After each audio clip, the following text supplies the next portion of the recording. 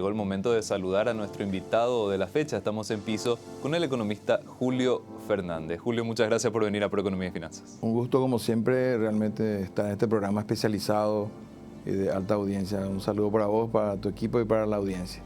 Muchísimas gracias, Julio. Estábamos interesados en conocer un poco más acerca de este informe que estuvieron resaltando desde el Centro de Estudios Económicos de la Unión Industrial Paraguaya sobre las remesas. Es un tema que no se explota tanto en realidad, tiene muchas connotaciones y tiene muchas cosas que analizar también. Pero partiendo desde el punto de vista metodológico o conceptual tal vez, Julio, cuando hablamos de las remesas familiares, puntualmente ¿de qué estamos hablando? ¿Qué se incluye dentro de lo que sería una remesa familiar en las estadísticas? Y básicamente son fondos que remiten las familias que están en un país en el que actualmente residen. Obviamente no son del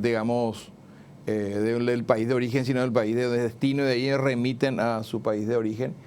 Y bueno, es una variable muy interesante. Hoy estamos hablando de cerca de millones de personas que están, en diferentes países del mundo y que remiten a sus respectivos países de origen y tienen un impacto muy importante. En el caso de Paraguay, digamos que no es tan significativo todavía, pero digamos que también tiene ya una importancia, porque aunque parezca poco significativo, si lo comparamos, por ejemplo, con los fondos de Itaipú, estas remesas superan significativamente también lo que aporta Itaipú.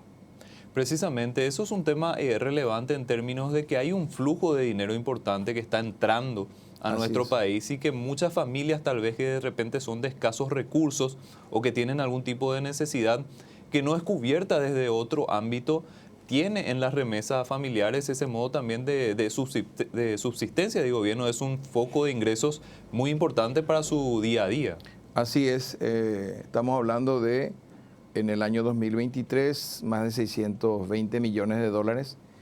Eso representa un monto muy importante y como es una transferencia directa, en general cuando uno tiene, cobro de impuestos y finalmente redistribuye a través de la salud, la educación o transferencias monetarias con corresponsabilidad, obviamente tienen procesos bastante complejos hasta que llega al ciudadano, pero en este caso es una transferencia directa, entonces es un alivio para muchas familias y realmente representa un monto importante si uno lo mira, más todavía considerando de que el año 2024 se manifiesta como potencialmente un futuro récord histórico si lo comparamos con décadas pasadas.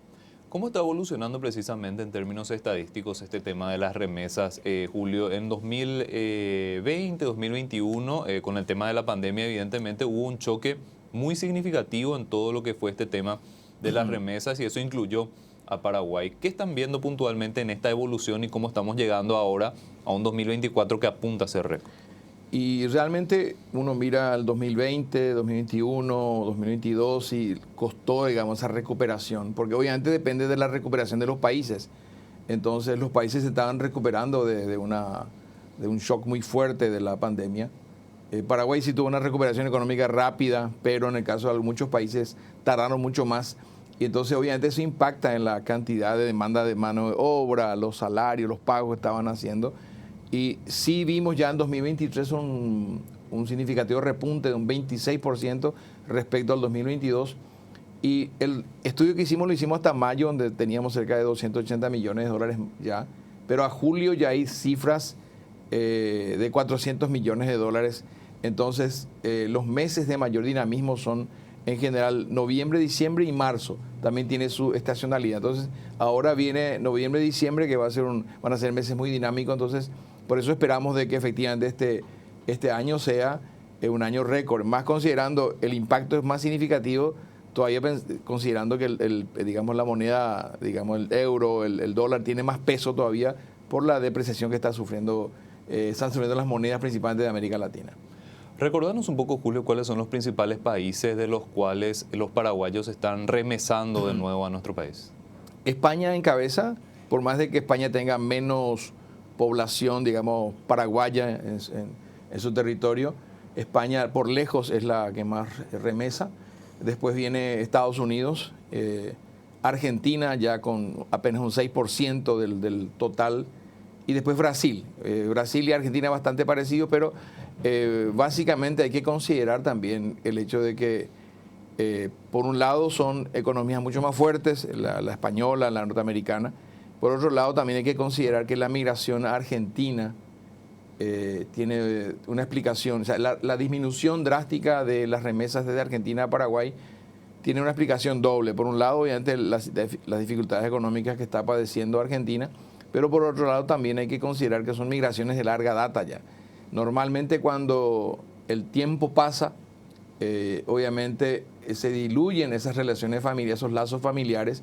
Entonces un migrante paraguayo de hace décadas ya no tiene parientes a quien remesar, entonces se va, digamos, disminuyendo esa cantidad de recursos. Entonces, en la medida en que pasa el tiempo, se sueltan esos lazos también, porque obviamente ya no están los padres, ya son diferentes generaciones, y por otro lado se van también enraizando, afincando en esos países y finalmente terminan tomando la nacionalidad de esos países, que es el caso, digamos, de muchos paraguayos en Argentina o ex paraguayos, porque ya la gente siempre magnifica a veces la cantidad de paraguayos en Argentina. En realidad, los hijos de paraguayos en general ya son argentinos.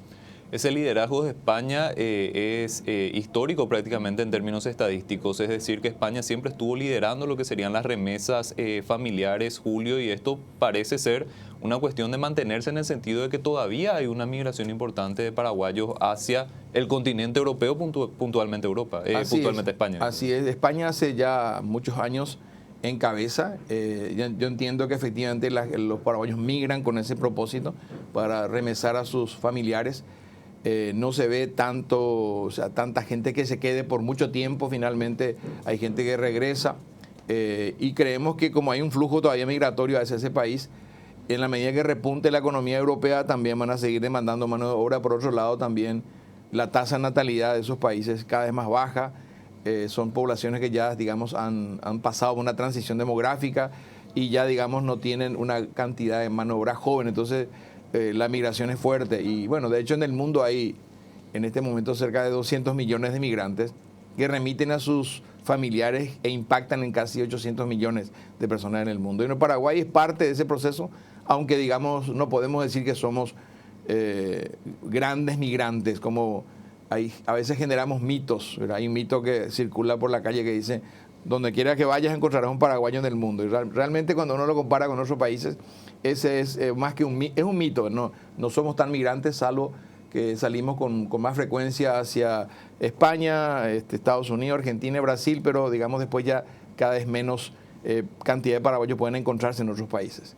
Pero sí hay una cantidad importante, Julio, de personas que buscan oportunidades fuera de nuestro país. Eso, en cierto modo, también es una cuestión de análisis, en el sentido de que Paraguay también está en la necesidad de generar suficientes oportunidades para su población dentro de Paraguay, ¿verdad? ¿Qué refleja esta estadística de las remesas en términos de esas necesidades también? Bueno, justamente ese es el lado, digamos, el lado positivo es que hay fondos que están llegando.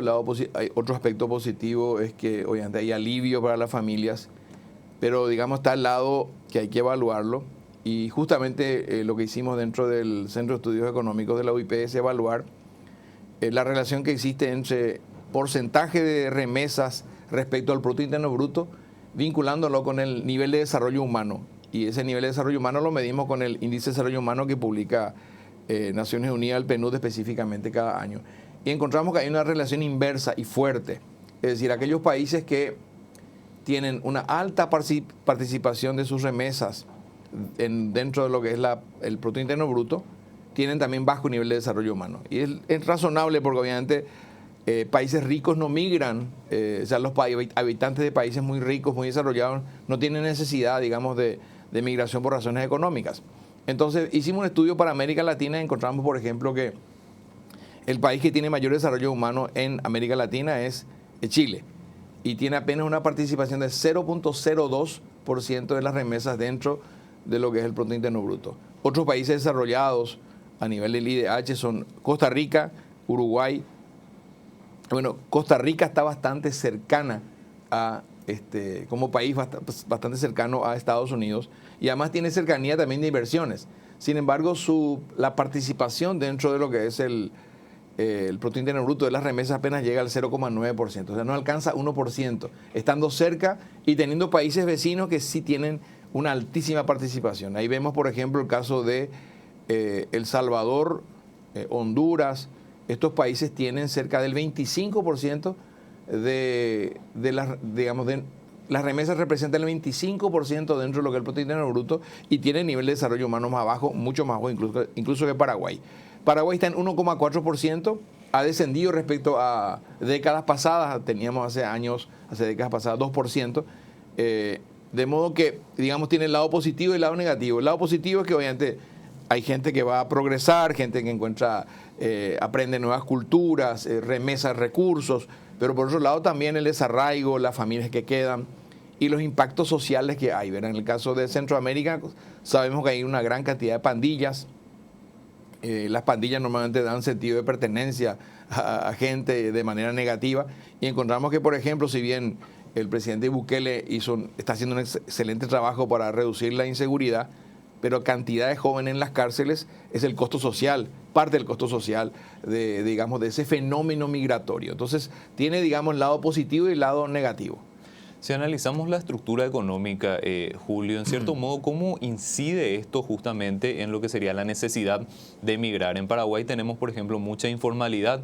Hay puestos de trabajo que tal vez dan un ingreso, pero no reúnen las condiciones para hacer un trabajo digno para muchas personas. Y en ese contexto, muchos optan por irse a otro lado para ir encontrando oportunidades que tal vez igual son informales, pero por lo menos les pagan un poquitito más, ¿verdad? ¿Cómo influye lo que sería la estructura económica paraguaya en todo esto que estamos conversando? Y precisamente Paraguay requiere un proceso de industrialización ya acelerado para retener mano de obra, porque lo que estamos haciendo ahora es perder mano de obra calificada y no calificada, y lo que estamos ayudando es a desarrollar otros países. Entonces, un proceso de industrialización de toda lo que es nuestra materia prima, y no solamente nuestra materia prima, estos países importan también materia prima y lo procesan. Entonces Paraguay debe digamos, complejizar más su economía, y eso va a generar una demanda mucho más interesante de mano de obra. Si pensamos ahora que, por ejemplo, rebrotó el tema del algodón, hay una gran cantidad de producción de algodón de vuelta en Paraguay, si uno piensa 10 toneladas, la tonelada está más o menos $1.500. 10 toneladas de algodón representan cerca de $15.000 de ingreso. Pero con 10 toneladas uno puede fabricar 50.000 camisas. A $20 en promedio, más de $1 millón. O sea, de $15.000 a $1 millón, grande la diferencia en materia de recursos que pueden quedarse en Paraguay. Pero por otro lado, el proceso productivo de generar esas camisas implica una diversidad de mano de obra. Entonces, tenemos en todos los rubros algo similar. Y por otro lado también el hecho de que los productos industrializados tienen menos volatilidad. No es lo mismo que el precio del algodón fluctúe que el precio de una camisa. No es lo mismo que tomates un día están, digamos, por las nubes, al otro día están, digamos, por el piso. Pero si uno hace conserva de tomate, obviamente el proceso, la volatilidad es mucho más baja y obviamente eso genera más resistencia a los shocks que tienen los países y demanda mano de obra de todo tipo, y eso hace que crezca, digamos, la economía y por otro lado crezca la demanda de mano de obra.